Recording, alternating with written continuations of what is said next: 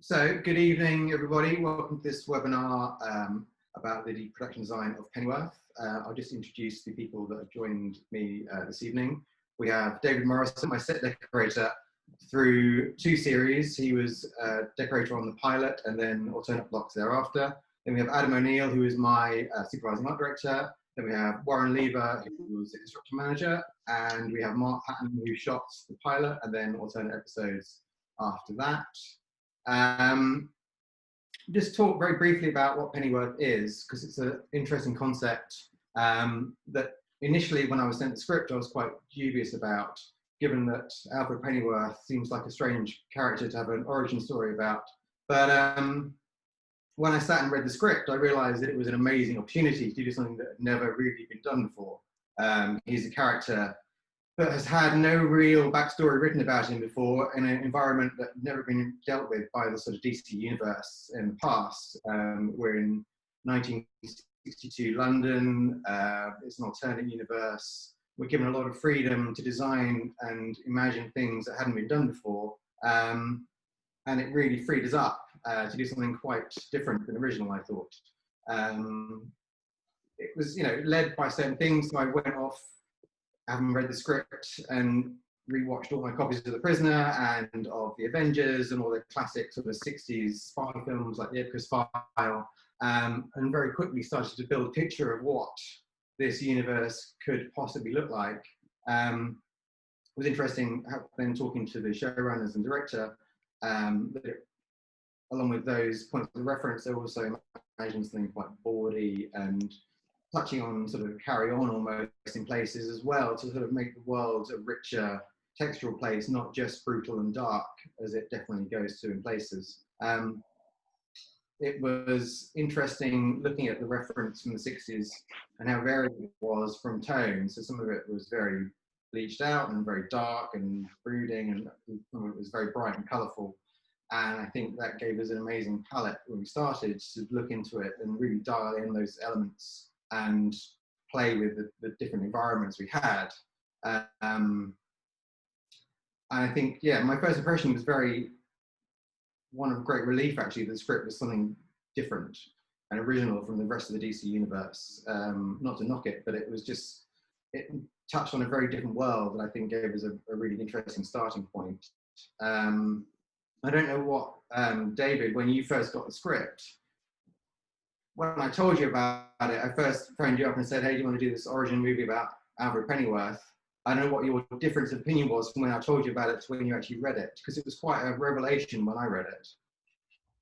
Well, I think you kind of briefed me quite well on sort of what to expect. So when I read it, I don't remember being surprised. I remember being excited by the prospect of sort of entering into that world. Obviously, Batman's something that I grew up with, so any opportunity to have some sort of connection with that, I was thrilled to bits, frankly. So no, I mean the script was, I'm trying to remember, it's quite a while ago now, but I think the script didn't throw up any surprises particularly. I thought it was exciting. I liked the fact that we had a bit of time on it.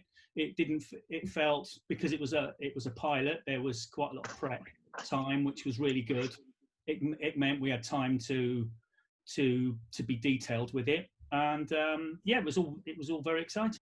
I mean, my initial response when I read it was that it wasn't a DC show. No, absolutely. Bruno and Danny had come from Gotham before that, and it was. I was expecting to read another episode of Gotham, and I really didn't read that. It was definitely a mix of The Prisoner and The Avengers and sort of 60s spy capers and everything in between. And I think that's what surprised me the most. I don't know, Mark, what do you think? Did it surprise you? Because it certainly surprised me. Yes, I think for me initially, after speaking to Danny while he was driving down Pacific Highway 1 with the roof down on his car and interviewing me, I thought that we were kind of going to get into a territory of Gotham, but then when I came in to see you at the production shop offices at Leavesden, and after rereading that pilot, it suddenly struck me that there was something awry. You know, there was a lot of scope to go with both the design, the wardrobe, and the cinema, to create something that has a DC feel about it, but elevate it to a twist. And I think you know, hopefully people who do watch it see that there's the DNA of DC in it. See there's, you know, a bit of Gotham, a bit of the supervillains, but it's authentically a UK kind of driven show. I think, you know, it's London of the 60s and, you know, early 70s. I think that's right, isn't it? I think it's having that DC DNA in it that gave you that license to twist and to turn within that sort of London framework, which was such an interesting mix. Because I mean, unless someone's going to write in and tell me it's different, I've not seen that before. I'm sure there's a back episode of a comic somewhere which has got an alternate London in the DC universe, but certainly not in the 60s and not in our timeline. And it just gave us a lovely freedom to play with it and to you know, twist things and dial it in and out. And I think, you know, Bruno describes it as the 13 degrees of weirdness in his script. And I think that was a really good handle, just to take us to places that, I mean, you could do what you wanted, you know, as long as it kept within our own rules, I guess, couldn't you? Yeah, it was interesting. You know, obviously it like all shows, I think they gain a certain momentum as you go through them. You get used to going back to, you know, sets, and then, you know, what is that 13th degree of weirdness? Is it, you know, have we gone too far in a nightclub? You know, is it too frivolous? So it was a really great process of collaborating with all the departments, you know, with Warren, with yourself, with the art directors, with Liza, right, in costume, to really put a statement forward that, as you said, Mark, I'd never seen. You know, I think 60s London was something that I always wanted to photograph, but this became more apparent that I wanted to get engaged, because it wasn't about, you know, color, pop, and the campness of the 60s, but it had taken on a certain ominous growl within its bowels, as it were. So we kind of pushed that, and your sets, you know, when we do show them, really did take on that something is not right. And within that, you have all these, you know, characters that our showrunners, both Bruno and Danny Cannon, Bruno Heller, were allowed to inhabit and really explore. Now, I think that was the exciting bit, is to really explore a new universe. I think you got it right, isn't it? It's that mix that Bruno got into his scripts. It was that, you know, it touched on the crazy sort of 60s, you know, sort of hyper popping rich textures, and then that dark underground, moody sort of quality that both existed. You know, I mean, I after I watched sort of the Avengers and The Prisoner and various other shows like that, I then went to things like Blow Up and The Party's Over, which were far darker, more sinister, nastier edged, you know, and they had that really dark undertone and presented a London that was really quite grim and dystopic, which the minute you start pushing the two together, you really start to get what Bruno was after, and Danny wanted that sort of subtext that was always under the surface, no matter where you went with the script. They'd always take it, you know, oh, this is all fine, and suddenly it's back to a darker place. And the subtext in the script I thought was really clever, given the political system that was happening, and it's still going on now, and just how it played with that, and you never quite knew where people's loyalties were, and even who the good guy was. I think even when you got to the end of the show, you didn't know who the good guy was, which is a really interesting thing for a show which based its whole, you know, the whole backstory of DC is all about good and evil, and most of Pennyworth, you spent your time trying to figure out who the enemy actually was, which is fascinating. I don't know. I mean, when you first read it and you'd sat down and looked at it, where did you head? What sort of reference did you go after? Because everyone seems to have a different version of where they went, and it was always interesting to see what other people brought to the table in that respect. I mean, I knew that I'd seen the craze, obviously, with Tom Hardy, and felt that, you know, the colour on that wasn't how I envisaged.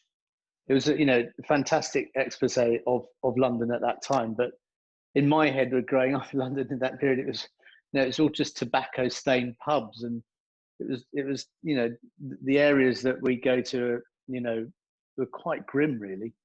And I think it was getting back to the essence of, you know, a town, you know, let's say for all intents and purposes, you know, 25, 30 years after the war, and you still had quite a lot of, you know, stuff that was quite grim. And then you showed me this amazing book by David Granick, and that, I think that really set me set my, you know, visuals alight, because I think that moment when you showed me that, it really inspired on where to take the show.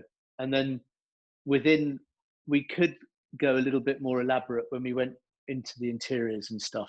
So yeah, that was a really groundbreaking moment. And it was funny because I was grading another show that I'd just finished, and I said to the colorist, I said, "Oh yeah, I'm got the opportunity to, you know, work alongside a team on creating 60s London," and he then pulled from his reference on his color reference library the exact same book.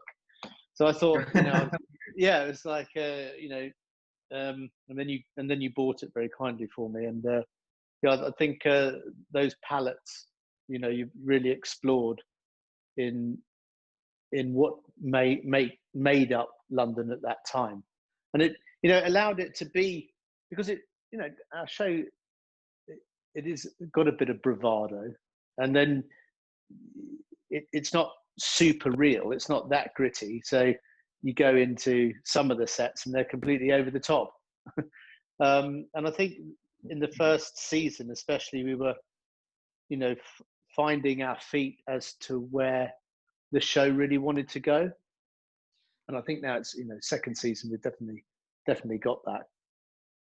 Yeah, I think what was interesting was when I first looked at it, I sat down with Dominic Lavery, a concept artist I work with quite a lot, and did this pass of visuals of London, and which I was very pleased with at the time. I thought they really captured what I was trying to put forward.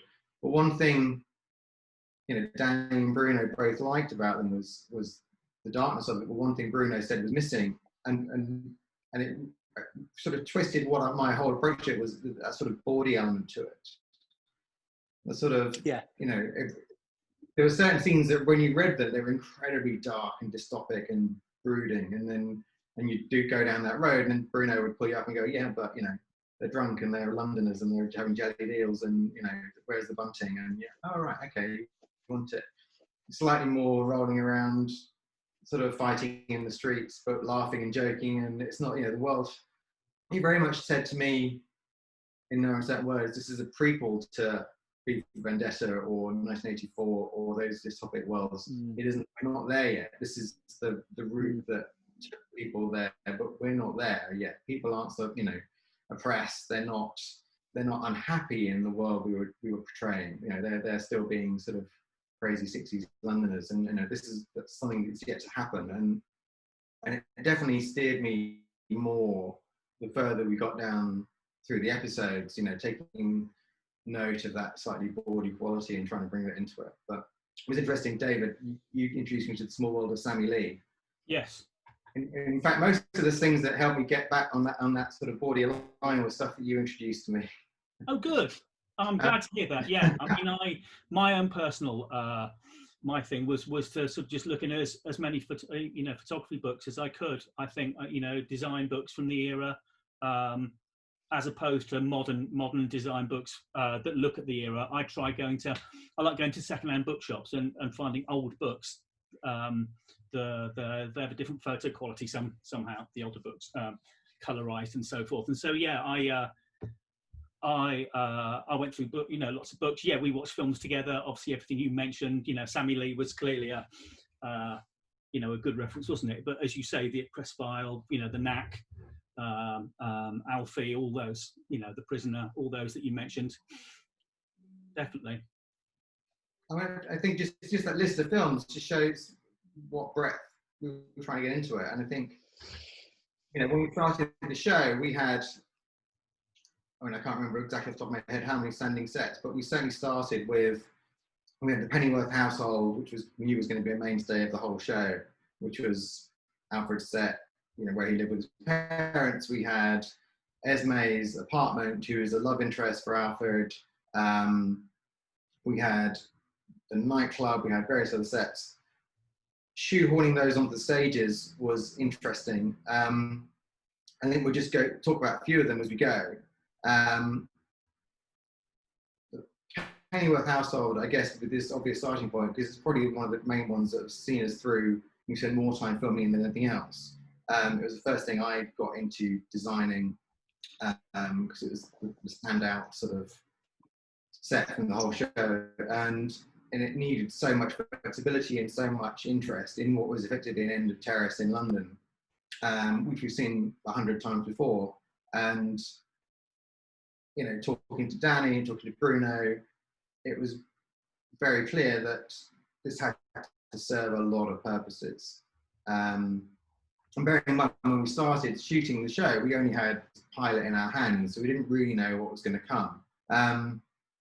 So we took that, it was a long search on location trying to find an exterior. We looked at hundreds of areas around London, hundreds of streets, different areas, some more practical than others. Endless ones we went to see that were already been shot on before, which was frustrating. And eventually we found this exterior end of terrace, which was sort of slightly cranked and went around the corner and had really interesting angles. And after that, everything kind of fell into line because it gave you the freedom to get into the interior and design a space that you could then argue fitted this cranked exterior. And then you had to sit down and we had to look at the characters within it and try and figure out their world. Now, Bruno was very keen that Mr. Pennyworth was a butler, like his son would become eventually. And that the house should reflect that in many ways. And the front room being the ultimate extension of that, we went for a very Victorian, dark feel, aspidistra plants, very dark furniture, very austere, dark green walls, everything absolutely immaculate and pristine. Then the idea was that you flowed through the house, and the further you got into the house, the more it became the mother's world. And the whole tone became slightly more aggressive, more colourful. And by the time you got to the kitchen, you were in a full-on 60s sort of, yellows and blues, and it was bright and had a much more optimistic feel than the front room, which was very much stuck in the past. And then between that, you had the dining room, which was very much the middle ground, and gave them a place where they could come on neutral terms. But the house itself had to have endless flexibility. We had to have everything wild, everything had to be interchangeable. You had to be able to get endless shots. We took massive liberties with how the interior operated in terms of doors within doors and double doors that open onto hallways, so that you could get a flow through the house and you could get angles and shots. And I hope that works, Mark, from your point of view. I mean, everyone seems to think it was a good set to shoot, but yeah, absolutely. I mean, I think you guys did an amazing job putting that together in such a tight space. It's kind of cranked into a corner of one of the smaller stages, but it's funny, isn't it? That conceptually, it's a US based show, so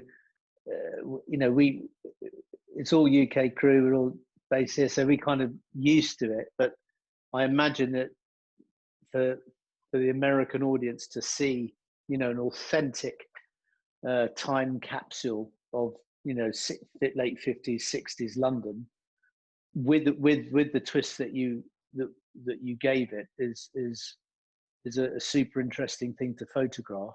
And, you know, within that construct, even though that the house, you know, isn't that big a set, I don't, you know, it's very easy to move in there and create drama in there. So yeah, I think the Pennyworth house is, and it still offers up, even though it's very, you know, structured as a end of terrace, it's still got some great angles in there, and you know, the period feel, the way that it's dressed, you know, I mean, again, you know, until we got shut down, there's a lot to be done in there.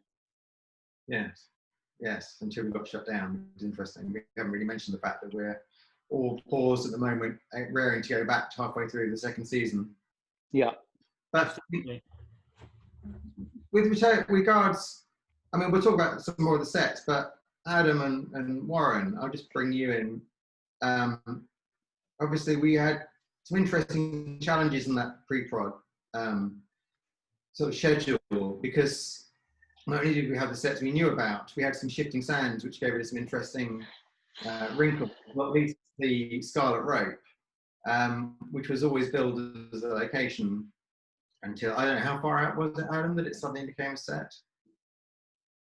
Yeah, I can't remember exactly when, but I remember us being told either we're going to have a pub or a nightclub, but there's no way that we're building both. And all of a sudden, we are building both, and so that was, and I think our set list was almost knocking on 300 sets, something close to that, I believe. So that's always going to be a huge challenge for ourselves and for Warren, and so it was always a constant juggling act between our two stages at Leavesden and then the other one over at Langleybury, and then a fourth stage at Leavesden temporarily. Yeah, it was a tricky juggling act, and I think it was pretty impressive how Warren and the team could instantly change direction and start working on something new with very little notice, and so yeah, that was pretty impressive, I thought. And we had some very good art directors, you know, Renata and Martin and Joe, and who were also able to just leap into something new and just knock it together. I was always surprised as well that we'd start talking about a new set, and then Mark would disappear into his office, and then 2 hours later or an hour later he'd present me with this almost fully formed 3D Vectorworks drawing to then go on and develop and either hand on or do a bit of work on before handing on. Yeah, so it was an interesting process. Sorry? There wasn't much time to do anything else, was there? No, there wasn't. No. It wasn't the first TV show with that many sets that I've been involved with, so I kind of knew what we were in for, and I kind of thought that the whole thing might sort of start to fall apart midway through the season, which is the kind of standard way things turn out. But I was quite pleased that it didn't, and it was only maybe the last 4 weeks where it got a little bit edgy in terms of getting stuff ready.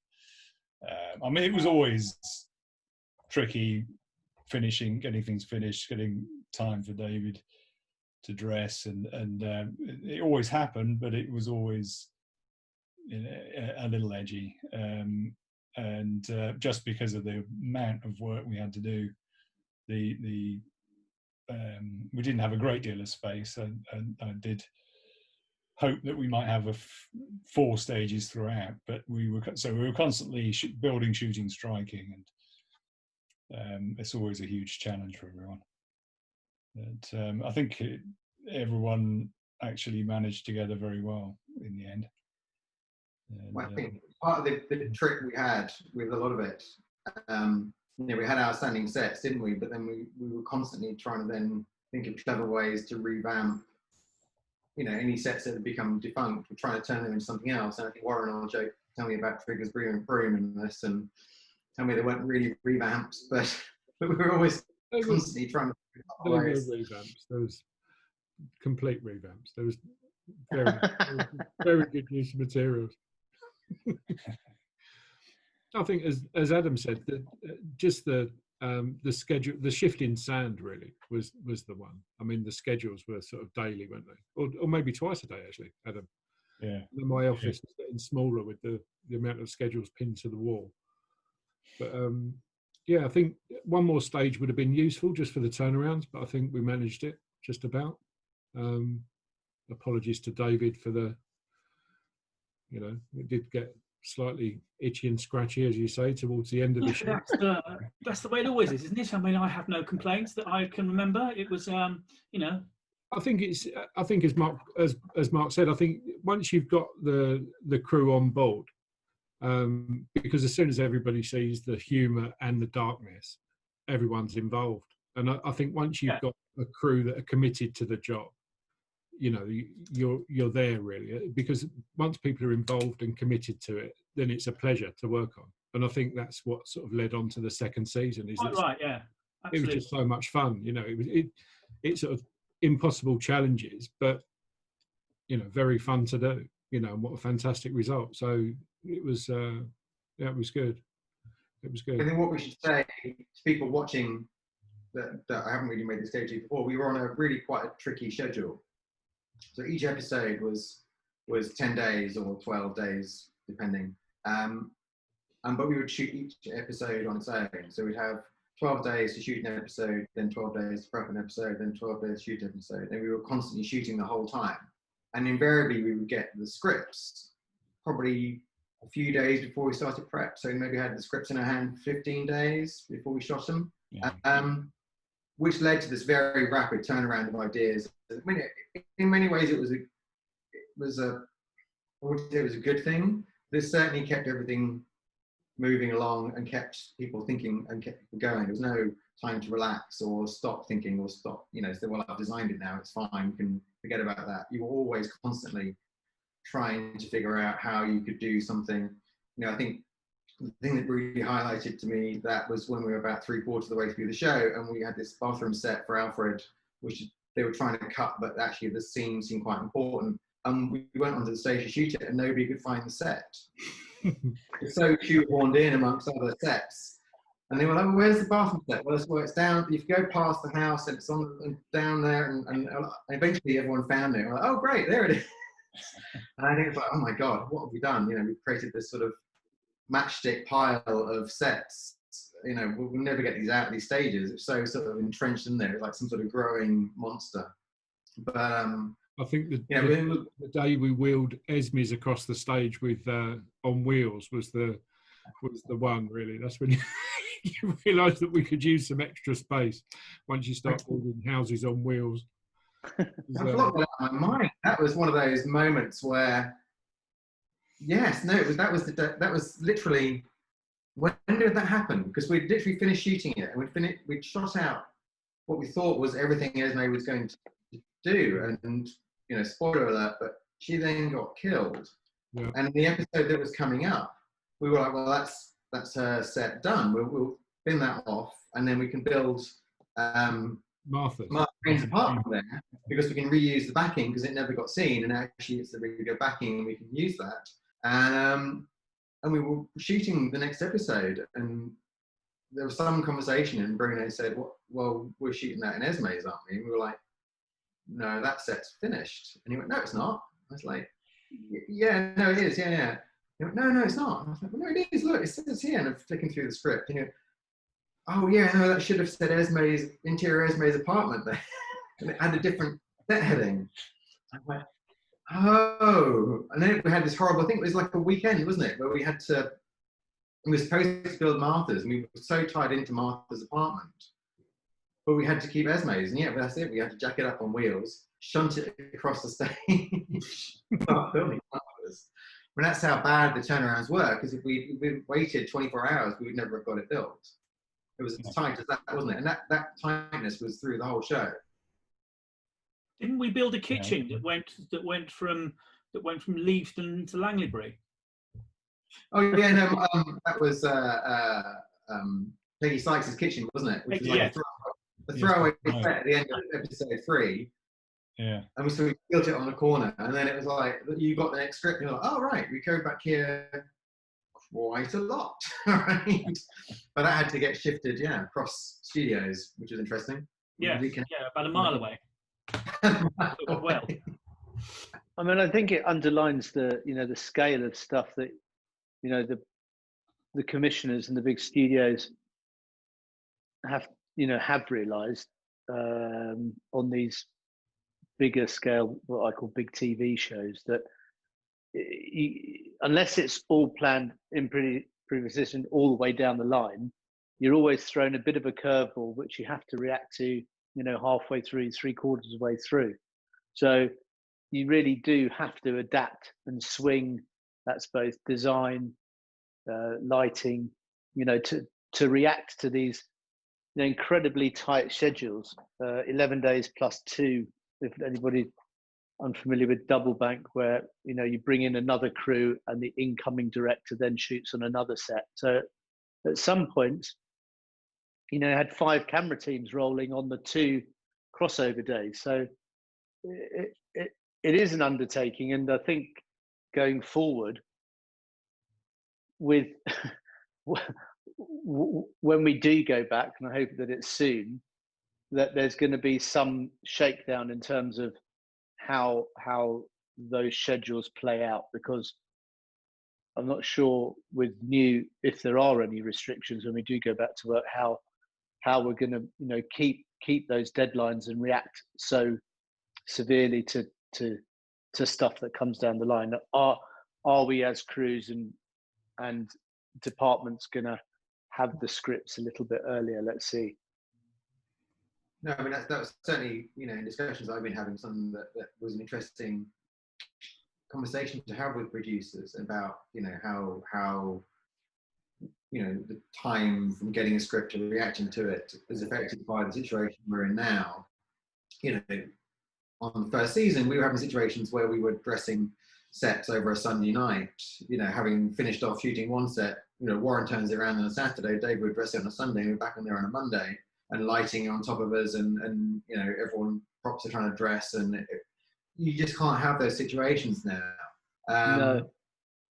Which is going to be interesting, and I think I think there's without getting into that too much on this, but there's definitely a practicality in mind talking to the producers at the moment about how we will shoot things, and I think you and I have discussed how we bring into the way we shoot it, and the dressing and the props and everything. It's actually trying to embrace that, so that weird paranoia and social distancing and face masks and everything else, and trying to sort of bring it into our world, which is you reminded me of that image that I had on my walls through the whole thing of the policeman in the smog in the 60s with the face mask on.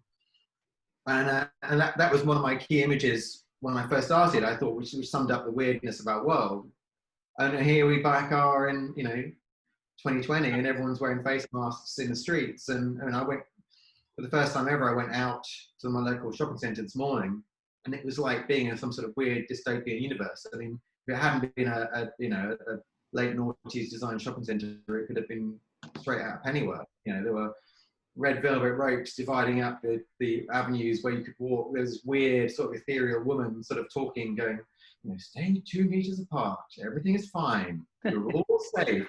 It's just like being in TX 1138. And I think, if it's totally our world, I think that we can, bring that in season. But I think just coming back onto, I just talked. We've got a bit more time left to talk about some of the other sets we did. And just say the Scarlet Rope, which was an interesting one for me, because we've been out for months looking for nightclubs. And what was interesting in my research for that was that every bit of reference you look at for 60s nightclubs is normally people sat on, you know, in very dark booths, half cut, sort of falling over each other. And it's almost impossible to tell what the clubs were like. You can find a vague picture of the entrance, and it's sort of a bit of a ship door in sort of Carnaby Street or something, and then the interiors are dark and you can't tell what they are. And we spent ages trawling big London clubs, and I was quite staggered to find out how dull and uninteresting they are when you go into big London clubs when all the lights are turned on. And given that we had loads of scenes out of hours and everything else, this had to be an environment that couldn't just exist with all the lights off and a couple of big red strobe lights going. And I showed what I had to Danny, who was directing the pilot, and Bruno, and we all decided that none of them had given us what we wanted. But as Adam had said, you know, it was a pub or a nightclub, and everyone wanted a pub, and the nightclub was going to be a set. Well, I think it was 6 weeks out, I think, wasn't it, Adam? It was very close, yeah. It was 6 weeks. And it was like, okay, we need to build a nightclub. And not only did we not have the time or the money, we didn't have the space either. So we had to sort of carve ourselves a slot on the stages and hurriedly draw up something that was interesting and dynamic and try to give it an environment, again, like the Pennyworth house, which didn't just exist in one plane. You know, it had layers and could exist as a out-of-hours spot, or you could, you know, play it up or play it down. And then Warren had to rapidly build it, and I put lots of curves into it, which wasn't particularly popular. Not a straight line in the place, was there? There wasn't a straight line, no. But the curves, I mean, just as a design cue, I mean, the curves were there, but we didn't actually have to build the walls, did we? So there was a lot of drapery and fabrics. It was all drapes, yeah. Yeah, it was very clever. So, you know, the ceiling was obviously, you know, a tiered wedding cake ceiling, which was a sort of a work of art in itself. But the actual curvature of the building was predominantly rails, runners, and drapes. So, I mean, I think that's what I mean about a collaborative effort. I think once people are committed to it, you know, you work with us as well. You know, you're not demanding and you know, asking the impossible. You know, there's a constant dialogue of what's achievable. Can we achieve this within this time? And we sort of managed to pull it off, which was good. Well, that's how it worked a lot of the time. You know, yourself, Adam, and I would normally sit down with my first ideas, and it would almost be like a trade-off. It's like, well, which bits are going to work, which bits are going to give you real problems, you know, and it'd already be, well, this bit's a pain in the ass, but this bit's fine. And I'd be like, well, if I moderate that bit, can we get this bit in? And it was, you know, by the time you and I got to the end of it, and normally we'd had a set that we thought was achievable within that slot, however ridiculous that slot was. The nightclub was interesting because it stayed on the ground for a very long time, didn't it? Because it was all in the ceiling. It was all the ceiling, yeah. So I know Adam was getting slightly anxious seeing the pile on the floor. But yeah, I mean, once it was lifted, it all took shape very quickly. So it's a sort of Japanese style of building, isn't it? You build the roof first and then hoist it up. Yeah. I think that was actually going to be on D stage, wasn't it? That was going to be on the tank stage. Oh no, sorry, we did. We ended up on the tank. We ended up on the yeah. And then obviously, which was its own challenge because you couldn't drive forks over the tank, so that was an added challenge, a Brucey bonus there. Yeah, didn't that set went through a few kind of changes, didn't it? It had a name change at the 11th hour. I remember it was going to be the Golden Slipper or the Glass Slipper or something, and didn't we have you designed a carpet that had the shoes in it? Yes. And then they changed the name, but hopefully nobody noticed that. Well, it was a slight. I mean, you know, anyone that thinks about it, you know, it ended up being called the Scarlet Rope, and there wasn't a single red element in the entire set because it wasn't called. Exactly. It was sort of, you know, there was quite a lot of blue in it because of the, you know, it was going to be a golden slipper. It was gold, everything was golden and sort of tealy colour, wasn't it? And then 11th hour it became Scarlet Road, and we had no scarlet in it at all. Yes. It was Why a did they road. check? Why was I never did find out why they changed the name. Do you know? Clearances, but that's a whole other webinar, isn't it? I think. Let's not go there. Absolutely. Let's not go there. That is a whole other webinar. But that whole set was a great example, though, of how we could take liberties with everything. Because although we ended up building, quite a 60s club, it was absolutely laden with sort of LED and concealed lighting and everything else, which anybody that knows anything would know that wasn't possible. But it gave us great sort of range, didn't it, there in Mark? Yeah, I think, working along with everybody, when that ceiling rig went up, obviously we tried to put almost to allow, because on these shows we share DPs to allow people to have or to put their own nuance into the set when they want to light. But it could pretty much do anything you want, that set. It all goes back to, technically goes back to a dimmer board, and there was LED everywhere. This new Libenrite thing, which wasn't period correct, but I don't think you overtly saw that in any way. It didn't feel that it was, a future lit set. It definitely had its, essence in that smoky kind of 50s, 60s world. And lighting it was a pleasure really to work within it. The overriding thing about that nightclub is it's the club that you wished existed. Yeah, because it doesn't. But I mean, if it existed today, what a fantastic place to go. You could take your wife, you could go have a meal. There's a cabaret. It'd be fantastic. Yes, I'd like a night out there.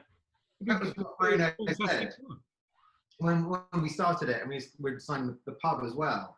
Both Bruno and Danny said, make sure you're designing something that when American audiences come to London, they want to try and find those. They want to find that nightclub and they want to find that pub, because they've got to be, the best ones you can go to.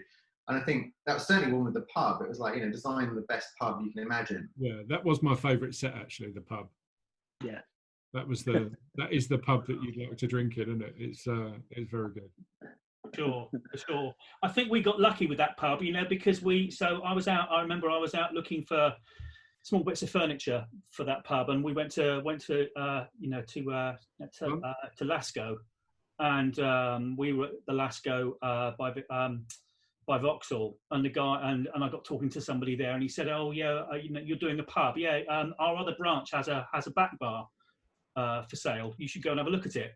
And so lo and behold, we went over to the other one in Southeast London somewhere, I forget where now, and he had this magnificent back bar for sale, which I remember. I think I'm right in saying that we ended up kind of changing the design of the pub to sort of make it fit a little bit, because amazing. It was such a good find and such a good buy, and that sort of led a lot of the kind of dressing I did was that fortunate purchase. I think that was a lot of it with all your dressing there, David, wasn't it? That because the prop houses, they have obviously got their limits on what we could find, and so much stuff had to exist on our sets for months or even years. Yes. And had to be interesting and had to be original and everything else. And I think, you and Alice spent an awful lot of time out looking at house clearances and part of the fun of the job. Maybe the most fun part of the job. Certainly the internet has really helped in that respect, and eBay and car boot sales and furniture fairs and so on. Yeah, house clearance places, and it was certainly we found lots of good stuff that way for sure. And much more fun in some respects than going to the prop houses, which is obviously great for shorter term sets, but nice to do both really. I mean, what was so great was the fact that it was so cheap as well. 60s. Ignoring the high-end designer stuff, when you go into anything else, it's so cheap, and house clearance stuff is so cheap. We found some bargains. For sure. We did it with warehouses full of it, didn't we, in the end? Yes. And you could just walk around and go, well, that wardrobe works, or that chair's better than this one. Then you dress it, and then we'll find it. This sofa before. Get rid of that sofa and put this one. It's much better. Oh yeah, yeah. You know, if you're willing to sort of go, you know, scavenging, there's some amazing things to be found. You know, Tring Auctions up the road from Leavesden Studios was another good source of sort of junk shop stuff to find. I'm sure they How about saying that, but a lot of it was high end. But there were some bargains there as well. Peggy Sykes's? Lots of bargains there. Peggy's not my set actually. That one that was Uta's, but I'm sure she would say. Peggy's interesting. I've never felt so guilty. The viewers will have to watch that one to get that joke. Yes. But also, what's interesting, you know, from a lighting perspective, is always what's happening outside those windows. You know, and it's such a difficult balance to get right. You know, what do you do as a constant? You know, the directors want something coming in, and then what is it on a set? How do you make the audience believe that the world is out there? And you know, it's a different thing, isn't it? Because you could put green out there, but then our show hasn't got the budget to do post outside every window. So then you really have to go back to, you know, trans lights or painted backings. But it feels that technology needs to get on a bit more. And you're starting to see these big LED walls now come into play. But I think that their cost. I haven't actually used a proper LED wall yet. I know that you, Mark, on one of your feature projects was using something in its inception. But now it seems that these big shows, you know, are using this amazing tech where they're using gaming engines to put stuff outside of the windows, and that light is interacting with your characters within. So I think we're in quite an exciting period of where we might see a bit of a change where tech, you know, and I don't mean to be coming back to, you know, this new world where we find ourselves, but maybe we might not be going out of the studios as much, you know, and that stuff has to come in, which is super interesting to me. I mean, I'd love to engage in those LED walls. You know, for example, you know, poor man's processors in cars. I know that a lot of that stuff now, you go and get the asset outside of the windows, so the art department don't have to create that, and then that's all photographed back in, you know, back into the set, as it were. So I think that's a really interesting piece of technology that we're gonna start seeing a bit more of. And I don't know what you feel about that, Mark and Warren. Well, no, it's interesting, isn't it? Because you're right. We toyed with it. Well, we didn't toy with it. It was integral to Gravity when we shot that. Yeah. Yeah. But what was different about that was the fact that although we shot a lot of the stuff in people surrounded by LEDs, and we had the playback on the LEDs, the quality of the LED wasn't sufficient to use it. No. It had to be then replaced by TV. What that gave you was all the lighting cues and the movement and everything else, so the actual was lit perfectly. But that was, you know, 2011, 2010. You know, down the wire now. You know, you're right. We use that now on all sorts of driving scenes all the time. Now you can get the LED panels quite cheaply, and you can program them. You don't have to have the content. You can just program it to give you cycles and colors and all this, you know, fire or whatever you want. But you know, the Mandalorian shoots entirely against big LED walls. They don't leave the stage, and they don't do the backgrounds in post. You know, you want someone walking through a desert, you dial up D for desert, and there it is, and you shoot in front of it. Which is pretty an interesting thing, but you have to embrace that tech. You know, and it takes a lot of money and time. A lot of money, and it has to be cost effective. You know, part of the reason we try to avoid green screen on most of our standing sets was because you were there so often that, you know, every time you pass that window with a green screen, you were into a, you know, 2,000, 5,000, whatever that shot was going to cost every single time, and it would always dictate. You know, you don't want to say this, but you know, people would be pushing the camera to the left so they weren't shooting out the window because the budget wasn't quite there or whatever else. You didn't want the situation to arise.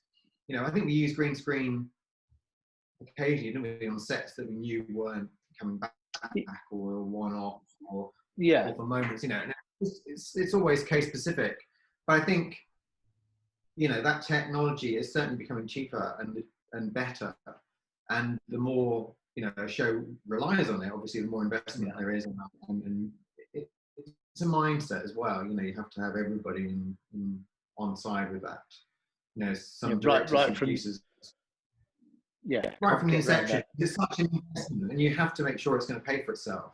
I mean, that was interesting. You know, it's old tech, but the big translite we built for Esme's, you know, which took forever. You know, Dom Lavery painted it over some existing photos we took and did this amazing vista, which was done for Esme's apartment, and we never saw it.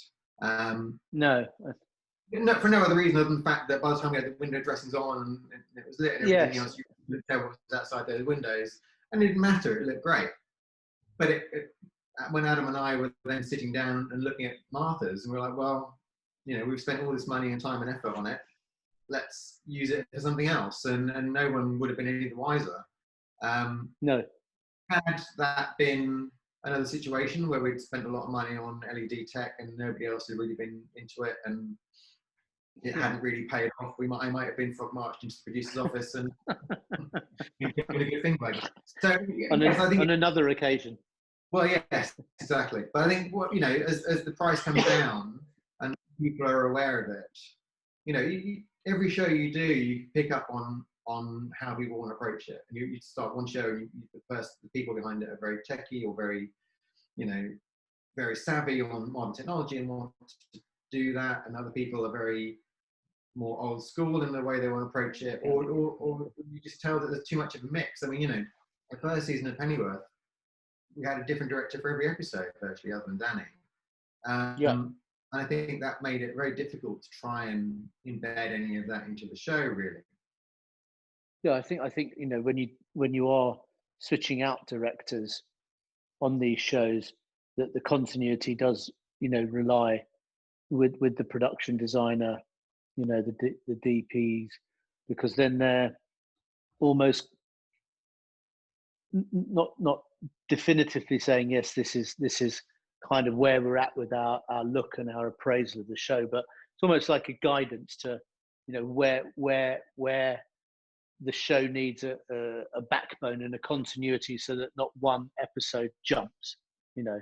Yes. I think you know, you look at all the really good shows out there, and it's very difficult now to, you know, I think that's become a new normal going, you know, for the past 3 or 4 years, and you're getting that continuity of look throughout, even though, you know, each episode is being directed by a different director, so they might bring out a nuance in the acting, but not in, you know, where the look or the ideal of that show is. And I think it's really interesting collaboratively working with all the departments to make sure that there is that continuum.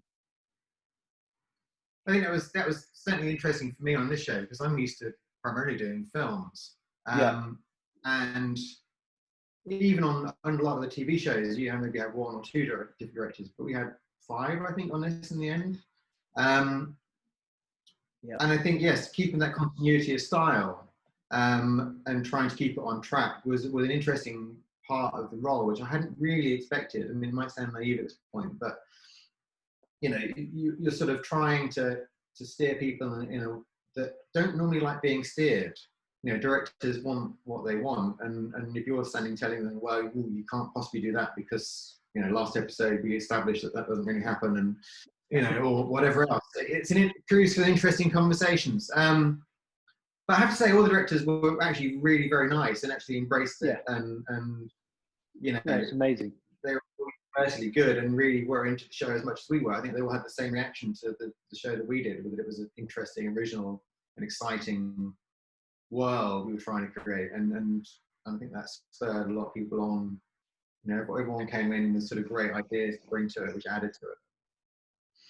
Yeah, I mean, it's interesting because it's only just recently, because it's a US show. Obviously, I think that the US market had first dibs on it. So it's only, I think I saw on Danny's feed the other day that Amazon have just made it available to other territories outside of the US from last month. Oh, really? So yeah, so it's like it's now available on Amazon Prime to buy, whereas there was no other way to look at it in the UK, I don't think, unless I'm mistaken. I think it was one of those slow burn shows, you know. I'm seeing Yeah, the DVD apparently is sold out everywhere apparently, which is interesting, which I hadn't quite expected. But no. I think it's the DC thing, isn't it? I mean, I almost, whilst you're always got you're aware of DC in sort of here, it isn't such an overtly DC show that you expect this sort of fan base to be there for it, but they are. The minute you mention, you know, Thomas Wayne or, you know, suddenly there's a huge spotlight that seek it out, whether they can find it on the TV channel they're looking at or not. I think there's a lot of, you know, there's as much surprise actually in the viewing audience as with us when we read the scripts at how engaging and how interesting the show actually was. You know, there was a lot of sneery comments on various message groups. You know, he wants to see a show about Pennyworth, who the hell's he? You know, I think it was a joke in Teen Titans or something about Alfred getting his own show and Robin didn't. But actually, then when everyone went and watched it, they were like, "Wow, this is really good and really interesting." And you know, the minute you saw Lord Harwood sort of marching through Room 101 and torturing that guy, and Paloma Faith sort of, you know, beating up kidnapping the child, it had another world to it, which I mean, it's a fantastic show. I mean, that's the, you know, if you work on something and you're so engaged with it, and then you recommend it to somebody and say, look, you've got to watch this, and then, you know, they then come back a week later and say, no, you're right, that is absolutely fantastic. So it's a pleasure to work on, and I think that's testament as well for the second series. I know Adam was unavailable previously, you know, he's booked out. I mean, pretty much everyone came back for the second series. I think that says all you need to know really about any job. You know, running off to the far distant horizon. You know, getting out the building as fast as possible and never to be seen again. No, you know, do you want to come back and do it again? Yes, yeah, we do. Yeah, what a fantastic job. You know, so I hope so, Warren. I hope we get back. We will. We're nearly there. Of course we will. But I think, as you say, I mean, it's going to be difficult for producers to wrap their heads around, because it will be different, you know. But I think, like Mark said, we're in a kind of an interesting grammar of our show anyway.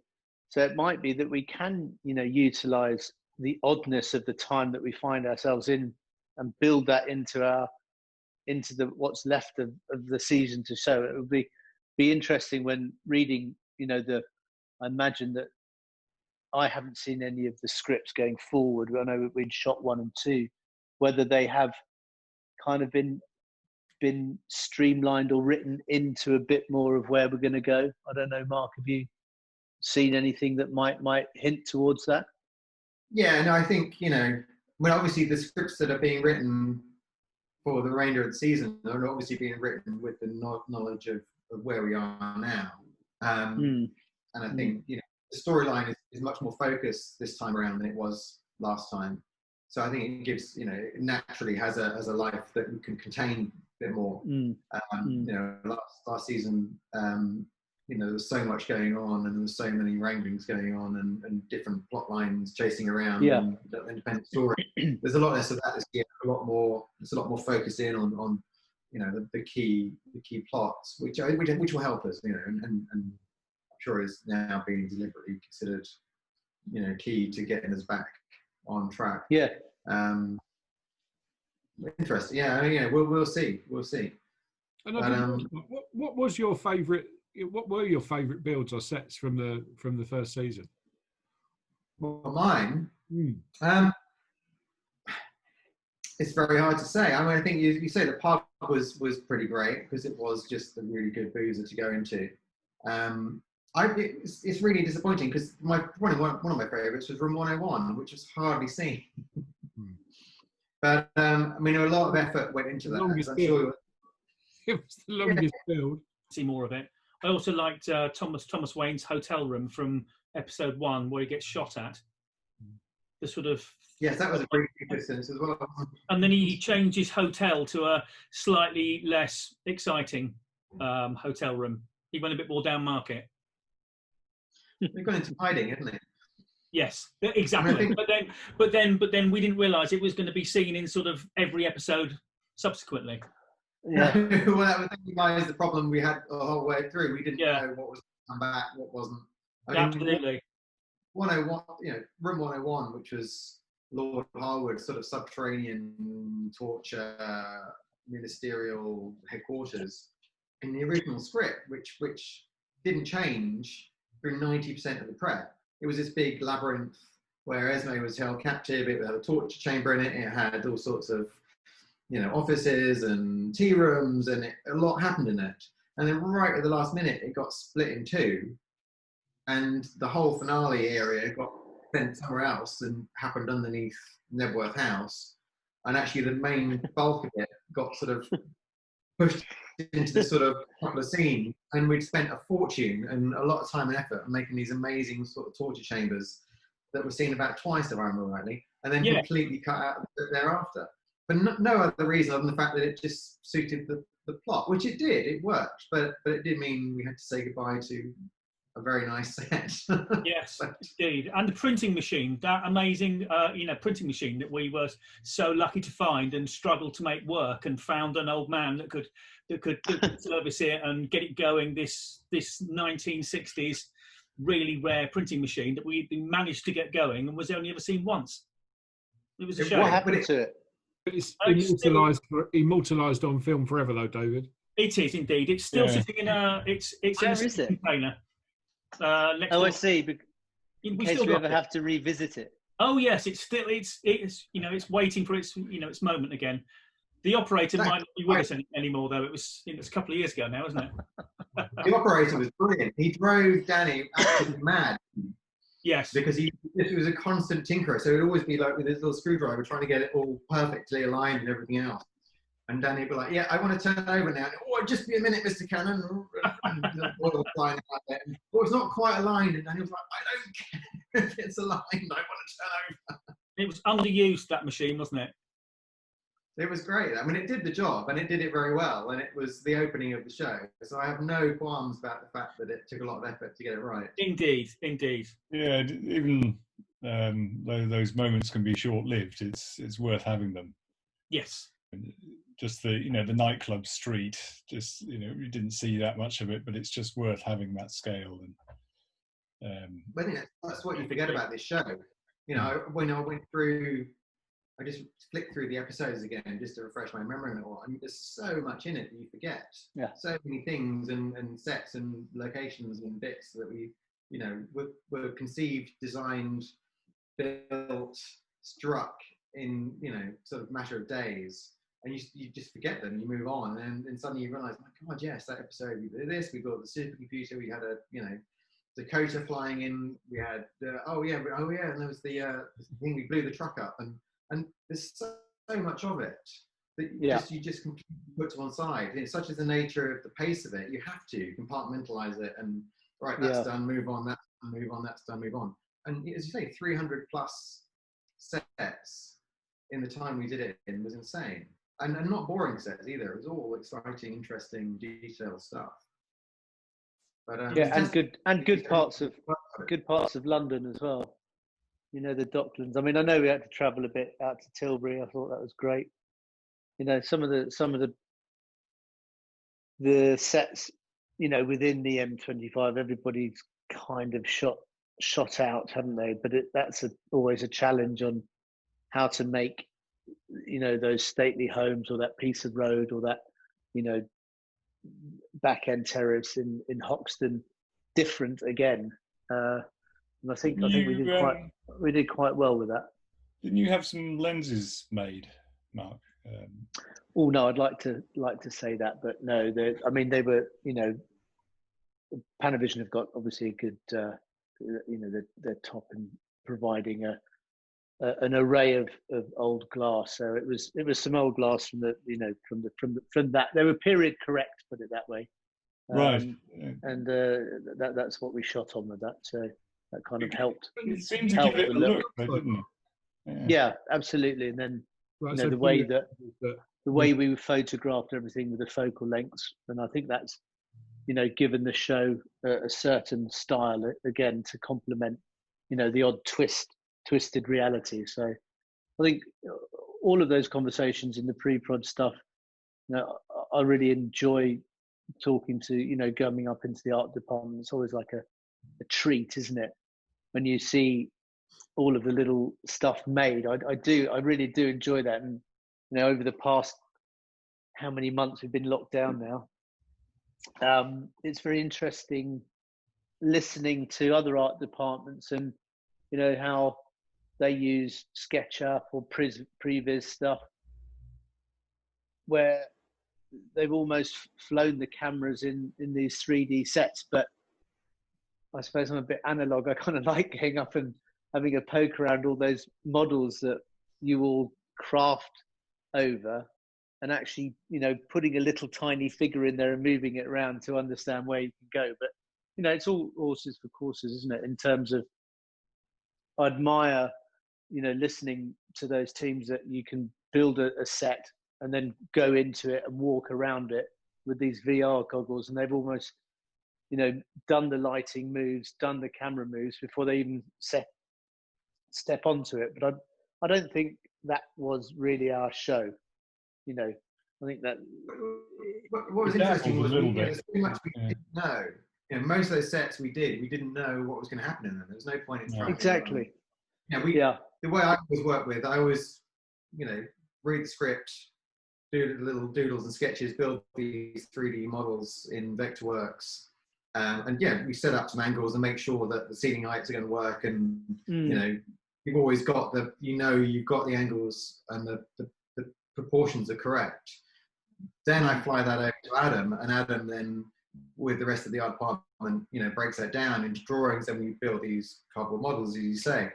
But what I've always found with cardboard models is everybody gets on board with them. You know, you take them into a meeting, everybody gets around them, everyone starts poking, everybody understands the space.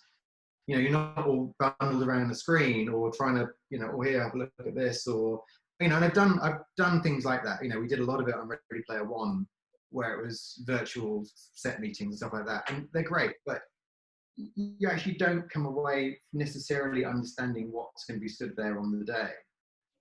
It all so would you say those models are still utilized across many art departments, or do you think that that's a kind of a unique to the way that you want to show your directors and heads of departments?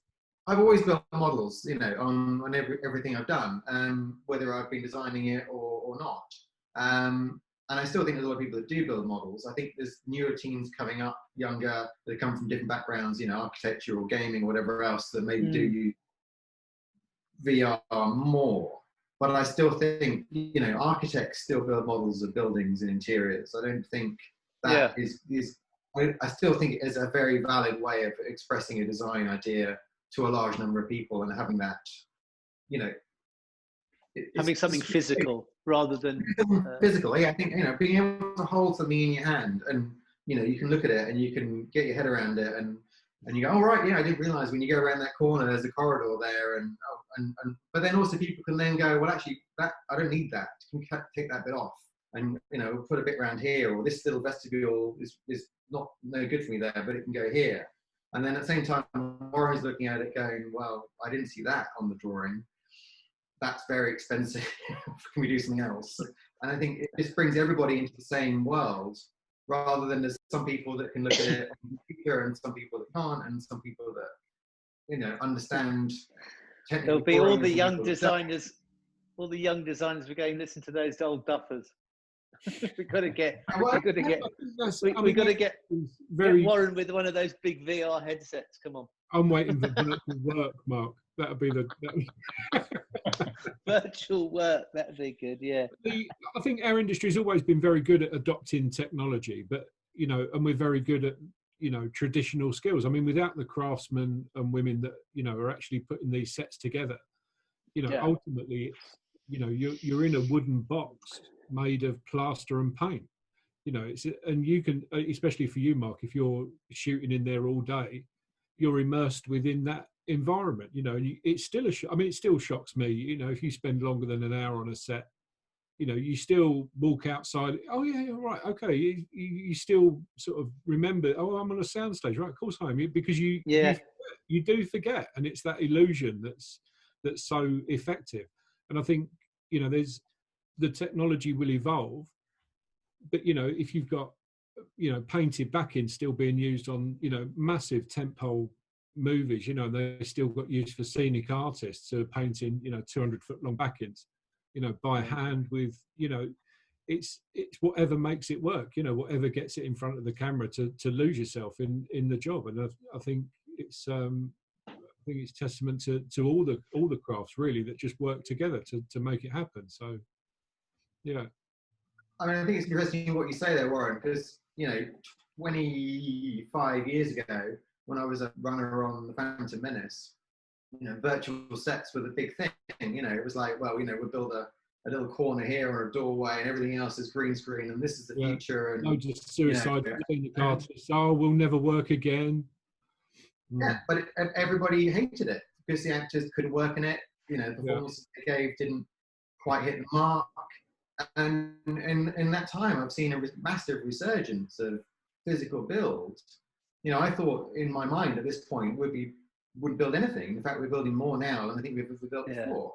Yeah. And more composite stuff. But it's all about, you know, a blend. Well, horses for courses, isn't it? And even on Gravity, which was, you know, billed as this huge, you know, entirely computer generated thing, and yet for the most intimate personal moments, we built a complete composite set. You know, because even Alfonso knew that you were not going to get those performances in a CG environment. And I think that was very telling and very, very clever. And I think, you know, when you've got shows like this, which are as much about moments between actors and dialogue and exposition of plot and everything else, and, you know, there's not actually an awful lot of running and jumping and shooting in our show. You know, to take it anywhere other than physical 360 environments would have been wrong for us. And I think, you know, that's an important starting block for anything like this. And you can see the actors having fun in the set as well. That's you know, they're just enjoying it, which is great. You know, they're not thinking about their mark or their, you know, whether they're on the right golf ball on the back of the green screen. You know, they're just enjoying themselves. It's great. Yeah, I think that's true enough. The whole cast, you know, would always enjoy going onto new sets, and, you know, particularly Peggy Sykes' one was always interesting when someone that hadn't been on that set before went in and started examining the ornaments on the shelves. Yes. Very good. Oh, the ornaments, yes. The ornaments, yes. Well, you'll have to watch that if you haven't seen it. It's private. Shall we wrap it up, do you think? No, it's really good. Thank you. It's a real pleasure to be invited to, you know, talk about lighting through the collaboration with you know, the art department. It's so intrinsic to, you know, to people not only who are watching this, but, you know, newcomers, and that relationship is so symbiotic. So thank you for inviting me today. It's been a pleasure. You're more than welcome. I mean, I think thanks to everybody that's come on today, you know, because it was a great show to work on, and everybody involved, without exception, I think were amazing on it, and really gave it, you know, 100%. And I think, you know, we all came away from it more than any show I've ever done, I think, with a positive, really good feeling at the end of it. Yeah. You know, more, I mean, I think it was as much to do with the people as the actual show that it worked the way it did. So everybody here and everybody else that worked on it, thanks very much. Good. Thank you. Good, thank you. Yeah. I don't know, have we still recording? Well, we are recording. No, I think we still are, but we can edit. We'll be edited out. Yeah. I'm not very optimistic about the fate of all my belongings back in the office. I think everything's going to have been eaten by the mice. Well, they've all been sold, from what I know. They've what? They've solved it. It's sold, I think. I hope so. I had visions of like coming back to a mound of mouse shit all over my desk and all my books eaten. That's how we're going to end this particular episode of the British Film Designers Guild on that one statement. Go to black. Why not? All right, guys. It's lovely to see you. You too. And hopefully see you in 3 weeks. Yeah. Yeah. Be in touch. Yeah. Cheers, Yeah, guys. All right. Thank you very Take care, much. guys. Yeah, See ya. see you. Bye-bye. Bye bye.